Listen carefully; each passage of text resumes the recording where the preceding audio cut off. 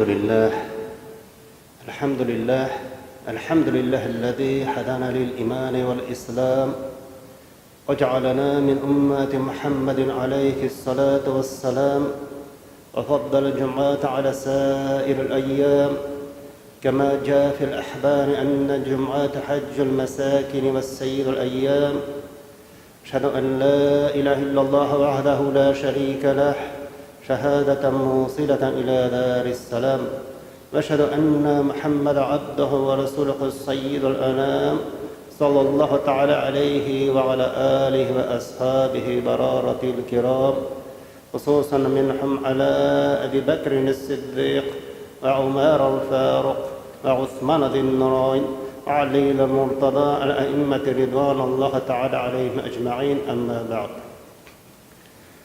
الحمد لله الحمد رب العالمين والصلاة والسلام على رسوله محمد وعلى آله وأصحابه أجمعين alamlarning Robbisi va tarbiyachisi bo'lgan Alloh subhanahu va haq taqdirida etgan barcha sanalarimiz, barcha maqtovlarimiz, barcha shukronalarimiz bo'lsa edi. Hamda shu alamlarga da rahmat etib jibarilmish payg'ambarimiz Muhammad Mustafa sallallohu alayhi va sallamga da bizlarning yuraklarimiz turibizdan chiqqan salovat sharifalari bo'lsa edi. Hamda shundan so'nda shu Allohning maqbul kunida Şuşa Cuma günündə indi Allah'ın qoşqanın, Allah'ın farzını ötəmdə ushbu Allah'ın yurtuna kelgan aziz qardaşlarım, sizlarni yanadan da İslamning eng ko'rkam salami bilan salomlab, assalomu alaykum va rahmatullohi va barakatuh deb Allah'ın buyuk salami, rahmati va barakati barchalarimizga bo'lsa edi. Endi ushbu Cuma kunlarimizni Alloh subhanahu taala muboraklardan qilsa edi. Endi alhamdulillah aziz qardoshlarım sizlar bilan endi Ramazon oyini tugallab kelamiz deb aytsam da bo'lar. Nihoyat bir otna vaqtimiz qoldi. Kelasi juma Alloh nasib etsa endi bizning g'oyatimiz tag'in ozgina kunlarimiz qoldi. So'nggi kunlari Ramazon oyining so'nggi kunlari, so'nggi 10 kunligi eng qadrli, eng hurmatli kunlari, eng ko'p ibodatlar qilib Unda Allah'ın rahmetine irşatirgan günlerimiz kaldı. Elhamdülillah Allah nasip etsin. Aziz kardeşlerim, şu orasalarımızda indi tutup bitirege, kimşilik getirmişe, indi inşallah indi anın neticesi bulgan, şartlığı bulgan gayetlerin de birgeleşip görüge Allah nasip etsin. Müslim hadisler jeyintiğinde kile Peygamberimiz sallallahu aleyhi ve sellem ayta, eğer de dedik kişi de tegişinşe tertibi bilen taharattan olsa, anın teninden dedi günahları çıkar, günahları yolar. Hatta tırnak astından da. Mesela kişisi taharattan alganda anın teninden günahları yoladı. Hatta tırnak astından da çıkar. Biz nedir bir şiir bilen işleyimiz, başka narsa bilen işlesek de bizim tırnağımız bile ki göre bulsa astına kırık kire şulaydı. Şiir kire pişirana azgına ko'rinib turadi. Jo'g'anda da onu olib tura olmaymiz hali. Kesmasang shulay deydi, hech tatmasang ayrim. Taharat olganda de Alloh Payg'ambar sollallohu alayhi vasallam aytdi, hatto shu gunohlardan chiqadi. Tirnoq ostida bo'lganda. Shulay aytib, endi aziz qardoshim, mana shulaki, agar endi biz tegishli etib, butun sunnatlarni, farzlarni o'tab, endi taharatni bizni olamiz ekan, alhamdulillah shu olgan suvimiz bilan biz bizning ustimizda bo'lgan gunohlarimizni yuvib tushiramiz. Ham endi bu albatta bek muhim kelajakda bu bizlarga endi jannatga eltatirgan bir yo'l, jannatga yo'l ochadi degan so'z. Chunki biz poklanamiz alhamdulillah. Ikkinchi bir hadisda Abu Hurayra radhiyallohu anhudan rivoyat etilgan hadisda Payg'ambar sollallohu alayhi vasallam aytdi: taharat oluvchi musulmon o'zining bitin yuvganda, yüzün yuvganda şu yoğan suyun so'nggi tomchisi bilan o'zining ko'zlari bilan ko'rgan gunohlarini yuvib tushiradi. Taharat oluvchi musulmon o'zining yuzini yuvganda, yuzini yuvib, shu vaqtda o'zining ko'zi bilan ko'rgan gunohlarini yuvib tushiradi. Har bir namozda jannat. Har bir taharat olganda, har bir namoz oldidan balkim taharat olabizdir shulay deb, har bir taharat olganda deb aytirga kerak. Yüzümüzü yuvganda ko'zimiz bilan ko'rgan bütün gunohlarni yuvib tushiradi. Elhamdülillah. Hem de bitlerimizni yuganda da kullarımızını yuganda şuşu su bilen, şunun suyu tomçası bilen, kulları bilen kılgan gınaklarını yuvup çüredi. Kırağız cemaat.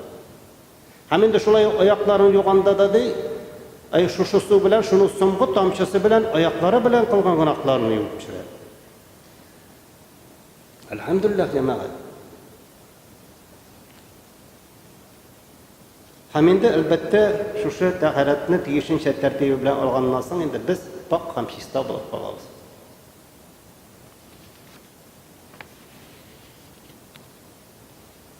Amma indi iň mühimi de şunda jemaat, iň mühimi şunda şuşu algan taharatыбыз bilen biz özübizni aldybızda 8 cennet işiklerini açabız. 8 cennet işigi var. Şuşu işiklerini açabız dep aytiler. Bunun delili var.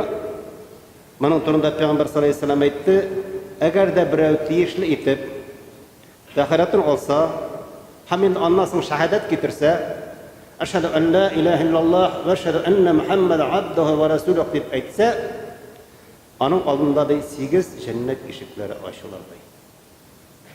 Bu Peygamberimizin sözü cemaat.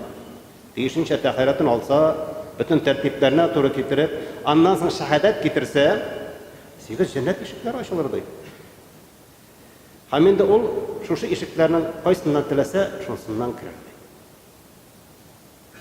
Ama indi cemaat biz şunu da bilge tegiş bizdir.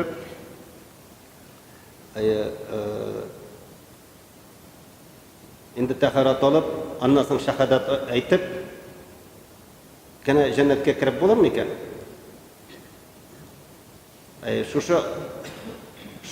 Şuşu taharat alıp şehadet ediyor bilen bizni aldığımızda cennet ışıkları açılır mı iken? Kimler için açılır o?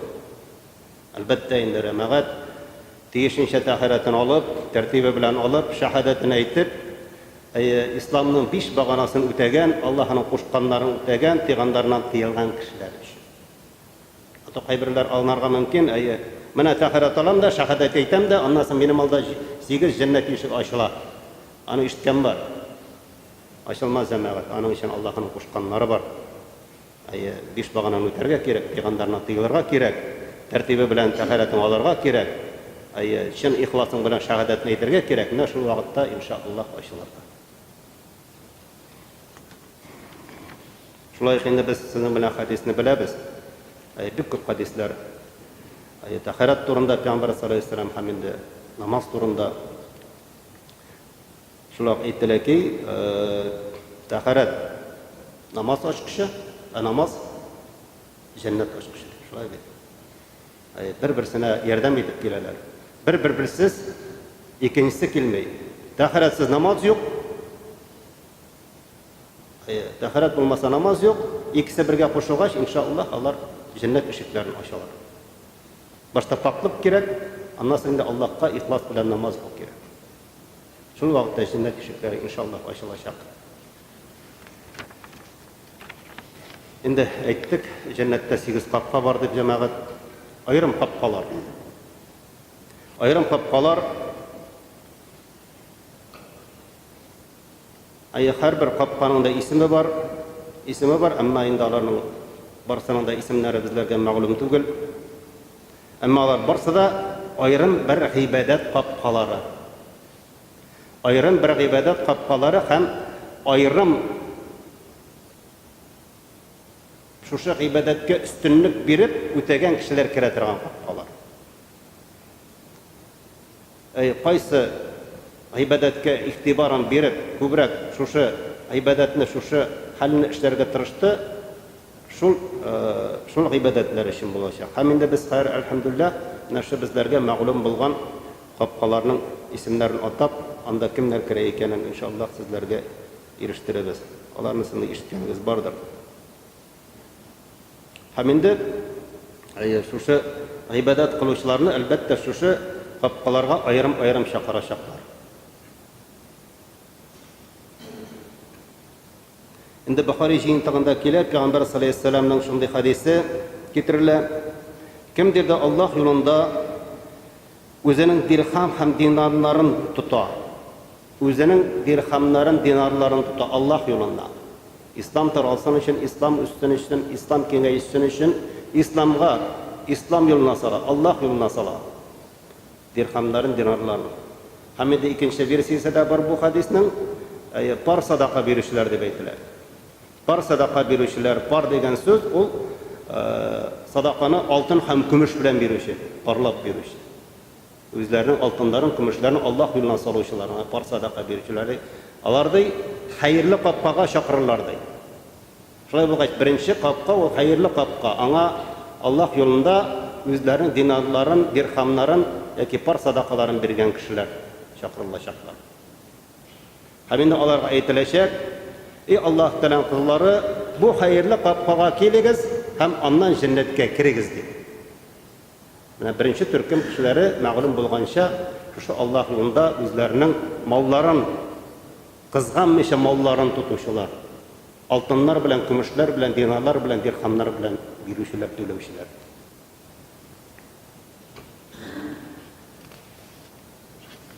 Hemen de ikinci kapka ansı namaz kapkası. Kimler namazlarını ihtibar berip, vaktinde hem tiyişli itip okudular, alar ayrım kapkadan namaz kapkasına şakırırlar. Alarga da aytırırlar, namaz okuşular şu kapkaga keligiz deyip. Hem namaz okuşular şu kapkadan kireşekler. Hemen de üçüncü ma'lum bo'lgan kapka, ulda bulsa cihat kapkası. Ol kapkadan cihat kılışılar kirirler. Allah yolunda soğuşuşular, tenleri, canları, malları bilen. Hemen de dörtінші kapka ansı sadaka kapkası. Sadaka kapkası. Allah rizalığın ümmet etip, türlü orunlarga sadaka bergen kişiler. Özlerinin zekat sadakalarında, fitra sadakalarında, bütün bulgan nafil sadakalarında kızganmışı birüçü kişiler sadaka kapkasına şakırırlar. Hem alarından kirirler.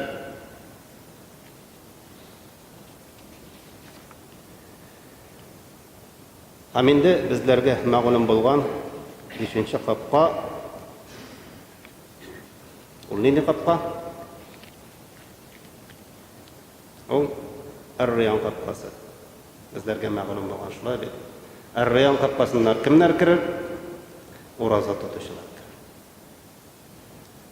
Elhamdülillah. Her bir özünün amelinde üstünlük gösterken kişiler şu kapkalarga şakırılacaklar. 8 kapkadan kirecekler. Üçüsünün isimleri ma'lum tügül bizlerge.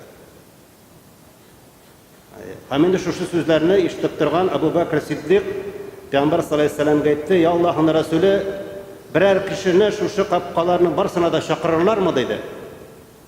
8 kapkaga da şakırırlar mı dedi. Peygamber sallallahu aleyhi ve sellem aytdı, iyi şakırırlar. Hemen de min dedi senin şu kapkalarga barsına da şakırışı buluğunu tilim, hem sen şu kapkaga kirişi bulursun dep aytdı. Hemen de elbette bir köp bulmagan kişiler şu 8 kapkanın bütünsüne de şakırılacaklar jannagani. Özleri kaysından kirip getirirler, şunsundan kirip gidecekler. Ama endi bizlerge aziz kardeşlerim, şu 8 kapkanın birisinden kirige idi. Kirige mümkünlük berseydi Allah Teala. Şu yoluna açsaydı. Birisinden, 8'inden de bir yola kirip bulmaydı. 8'ine şakırsalar da alar birisinden gene kirecekler anı. Özleri soylayacaklar. Bizge mühim şu 8 kapkanın birisinden kiriu.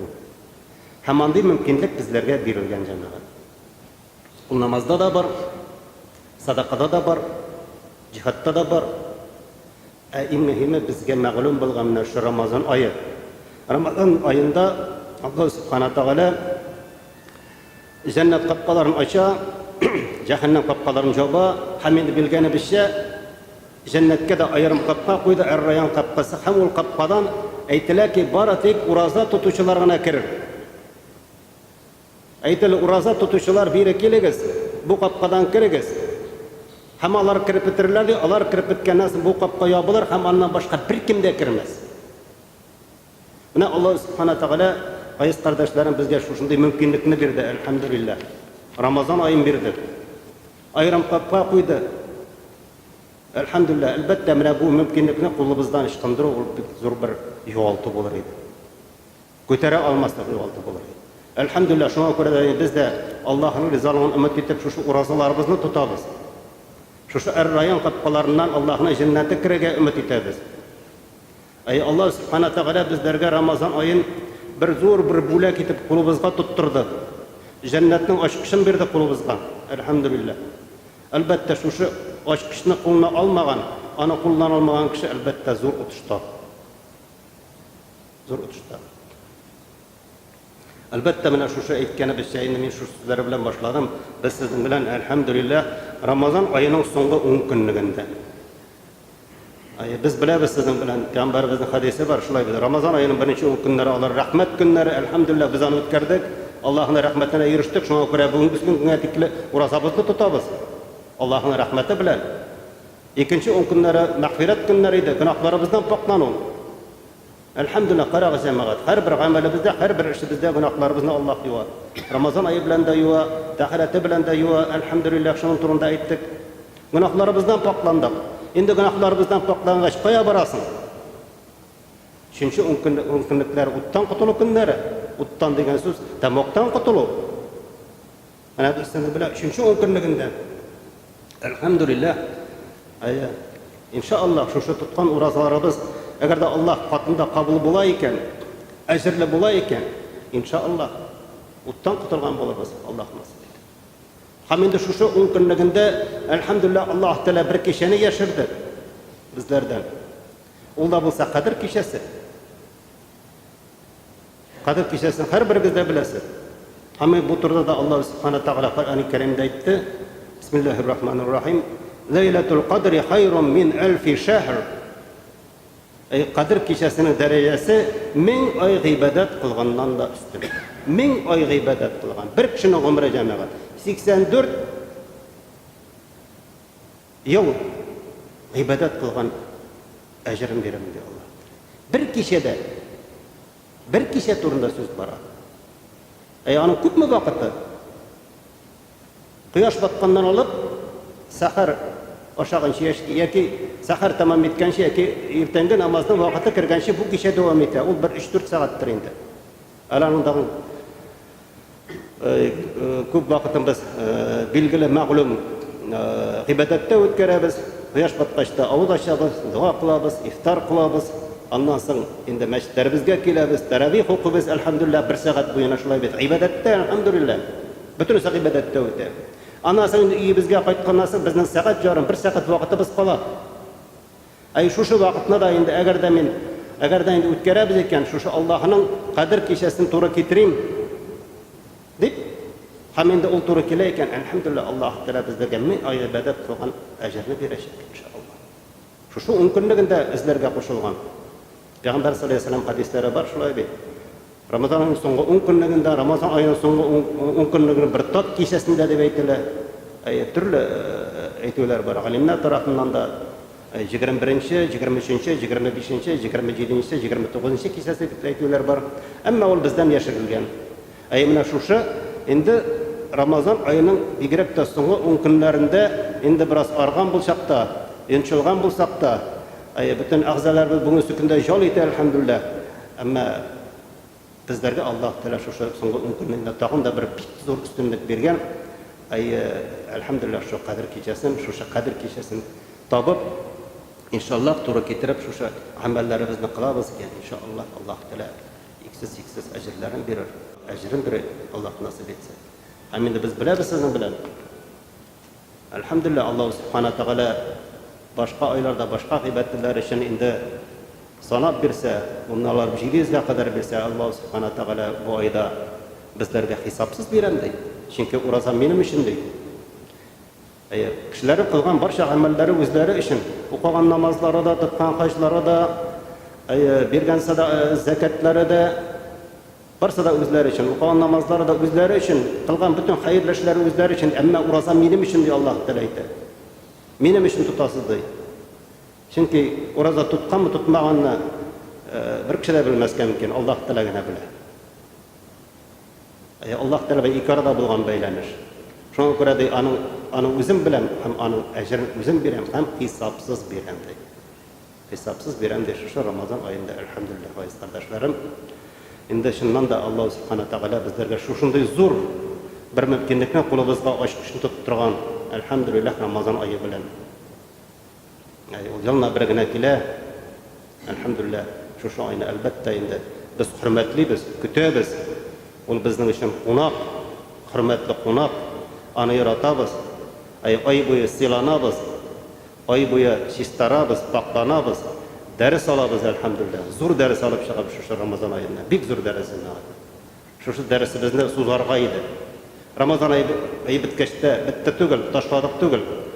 Без алган дәрес, без бит дәрес алып чыгабыз икән, динне өйрәнәбез икән, бер гыйлемне өйрәнәбез икән, ул бит безгә файда китерә. Файда китерергә тиеш. Нәкъ шулай Рамазан айында безләргә файда китерергә тиеш. Ничек Пәйгамбәр саллаллаһу алейһи ва саллям сахабалары башта 5 ай буе Рамазанны көттеләр. Рамазан килә, Рамазан килә, Рамазан килә дип Рамазанга әзерләнделәр. Инде Рамазан үтеп киткәннән соң, аннан соң 6 ай белән Рамазанның әсәре белән ясадылар. Яки жыл буена шушы Рамазан әсәрендә булдылар. Башта көттеләр, аннан соң алган дәресне шушылай иттереп, аның әсәре белән яшәделәр, аның белән рухланып яшәделәр, аның белән дәвам иттеләр. Менә безләргә дә шулай булса, иншааллаһ, бөтен әйберләребез дә төзек булыр, әлхәмдүлиллаһ, илләребез дә төзек булыр, җәмәгатьләребез дә төзек булыр, әлхәмдүлиллаһ, мәчетләребез дә күп булыр, мәдрәсәләребез дә күп булыр. Әлхәмдүлиллаһ, инде Аллаһка ибадат кылучы мөселманнар да артыр. Бүген әлхәмдүлиллаһ, менә ураза шундый гамәл, бүген әле бик күп кешеләр намазга баса алмыйлар, әмма уразага басучылар бүген бик күп. Алар бермә-бер күп дип әйтергә кирәк. Әлхәмдүлиллаһ, менә шулай итеп, әкрен генә инде Рамазан аша, ураза аша кешеләр инде Аллаһка өчен, Аллаһның хак юлына әйләнеп кайталар. Инде уразатта башлый икән, инде уларның уразаттан ләззәтен күрә, инде әлхәмдүлиллаһ, аңа җирак түгел аннан намазга да басарга. Намазга да басалар, андый кешеләрне бик күп беләбез, бик күп күрәбез. Алар безнең кыйларыбызда, әлхәмдүлиллаһ, Аллаһ Субхана Тағала шуны тоткан уразаларыбызны кабул итсә иде. Инде бүгенге көнгә тикле исән-имин тоттык, әлхәмдүлиллаһ, исәнлек белән, иминлек белән шушы соңгы атнасында тотып бетерергә Аллаһ насыйп итсен. Һәм инде аның нәтиҗәсе булган, шатлыгы булган гаетләрен бергә үткәрергә насыйптарда итәсе иде. Инде гает турында да әйтеп китәм, чөнки соңгы киләсе җомга безнең Аллаһ насыйп итсә инде гает көне булачак. Җомга көнгә туры киләчәк гает, әлхәмдүлиллаһ, 2 бәйрәм, 2 улуг гыйбадәтебез, әлхәмдүлиллаһ. Бу инде 15 июнь көнендә Аллаһ насыйп итсә, безнең инде шәһәребезнең җумһуриятебездә, авылларда, шәһәрләрдә өстендә гаит үткәреләчәк. Гаит, әлхәмдүлиллаһ, безнең инде сәгать иртәнге 7-дә мәчетләрдә вәгазь белән башланачак. Инде авыллардан да бүтән төрле хөкем, авылларда инде аларга карамагыз. Алар кояш чыкканнан соң ярты сәгатьтән соң инде алар авылларда не башланачак, Алла белсә. Гаит намазлары һәм вәгазьләр сөйләнәчәк. Инде безләргә шәһәрдә булучыларга аерым шундый бер мөмкинлек бирелде, әлхәмдүлиллаһ. Biraz соңрак килергә һәм күбрәк килергә, җайлырак булсын өчен сәгать 7-дә без сезнең белән башлаячакбыз, иншааллаһ. Инде башта вәгазь тыңлап, аннан соң инде гаит намазлары укып, иншааллаһ, аннан соң инде дуалар кылып, иләребезгә таралачакбыз, Аллаһ насыйп итсә. Һәм инде тагын бер мәгълүмат, Аллаһ насыйп итсә, без инде шушы гаит көнендә үзебезнең шушы мәчет ихатасында, Аллаһ насыйп итсә, балалар өчен бәйрәм оештырачакбыз, гаит бәйрәме. Анда төрле уеннар, төрле викториналар, тәмле әйберләр, плаулар, Аллаһ насыйп итсә, монда килегез, үзегез килегез, балаларыгызны алып килегез. Бу балалар өчен инде. Балаларыгызны, оныкларыгызны алып килегез. Без елда инде үткәрергә тырышабыз, иншааллаһ. Һәрбер ел үткәреп киләбез. Безнең балаларыбыз да күрсен, мәчеткә якайсыннар, мәчетне яратсыннар, бәйрәмнәрне танысыннар, белсеннәр, гаитның нәрсә икән, ураза гаитының, Корбан гаитының нәрсә икән белсеннәр, һәм аны көтеп ала торган булсыннар. Бүгенге сүтендә без карыйбыз, ана яңа елларны көтеп алалар бит, шулай бит. Чөнки анда кем килә, анда Кыш бабай килә, шулай шандырып бетерделәр. Безнең балалар, мөселман балалар гаит турында уйларга тиешләр. Җылына 2 гаит бар, берсе ураза гаите, икенчесе Корбан гаите. Әлхәмдүлиллаһ, алар өчен иң зур бәйрәм менә шу 2 гаит булырга тиеш. Алар шуны яшьтән үксендереп үзләренә алсалар, иншааллаһ, hayırlı olacak. Çünkü bir neçe yıldan şu balalar mında meşte kileşek, biz parta yaşapız, belki kayıplar biz gidip de varacak. Almaş kileşek, almaşını yaştan belekeyden qarab üstürüge gerek. Alarga dürüst terbiye berige gerek, dürüst yönleriş berige gerek. Allah'ın rahmetinde bolğan nasip eylesin, muhterem vayiz kardeşlerim. Barakallahu lana ve lekum fil Kur'anil azim ve nefa'na ve iyyakum bil ayati ve zikril hakim innehu gafurur rahim el cevadul kerim es-semi'ud du'a.